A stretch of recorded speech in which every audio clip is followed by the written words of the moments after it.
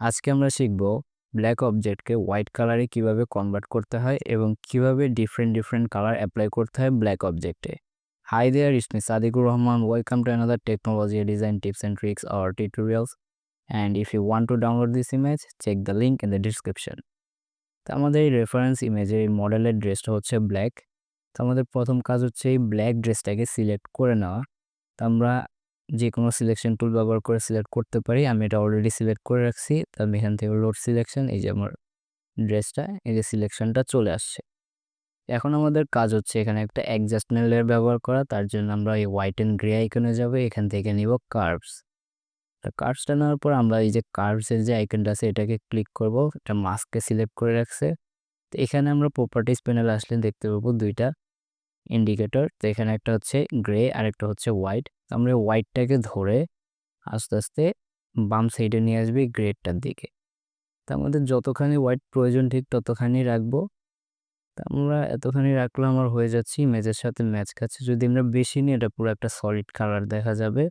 তার জন্য আমাদের যতখানি প্রয়োজন এবং ইমেজের সাথে যায় ঠিক ততখানি রাখতে হবে। না, আমি এতখানি রাখছি।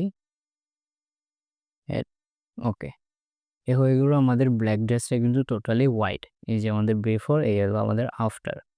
তো এখন যদি আমরা এখানে মাল্টি কালার বা যে কোনো একটা কালার অ্যাপ্লাই করতে চাচ্ছি, তো তার জন্য আমরা আবার সেই একই অ্যাডজাস্টমেন্ট লেয়ার অপশানে চলে যাবে। এখান থেকে নিয়ে নিব সলিড কালার। সলিড কালার আমাদের যে কালারটা পছন্দ হবে, আমি এটা নিয়ে নিচ্ছি র্যান্ডমলি কালার। তো এটা কিন্তু আমাদের পুরো ইমেজে ইফেক্ট করছে। আমাদের এইটা, এই যে লেয়ারটা, এই লেয়ারের উপর লিমিটেড করে দিতে হবে। তো তার জন্য আমরা এখানে অল্ট প্রেস করে এই যে দুইটার মাঝখানে যদি মাউসের আইকনটা নিয়ে আসি, একটা আইকন শো করবে। এখানে যদি ক্লিক করি, এই যে কালারটা আছে এই মাস্কের উপর লিমিটেড হয়ে যাবে। এটাকে বলে ক্লিপিং মাস্ক।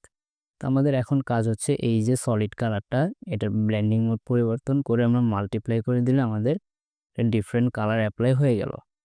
তো এখন যদি আমরা চাই যে এই কালারটা না অন্য কোনো কালার অ্যাপ্লাই করতে, তার জন্য আমরা এখানে ডাবল ক্লিক করব। তারপর আমরা এই যে কালার পিকার আর কি সলিড কালারের যে পুরো প্লেটটা এটা আমরা দেখতে পাবো। এখান থেকে আমরা চাইলে যে কোনো কালার নিতে পারি, এনি কালার। আমরা চাইলে যে কোনো কালার নিয়ে কাজ করতে পারি। আমি এটা রাখছি ওকে। এই ছিল আমাদের আজকের video. Thanks for watching technology design. I see in my next one. Until then, stay tune.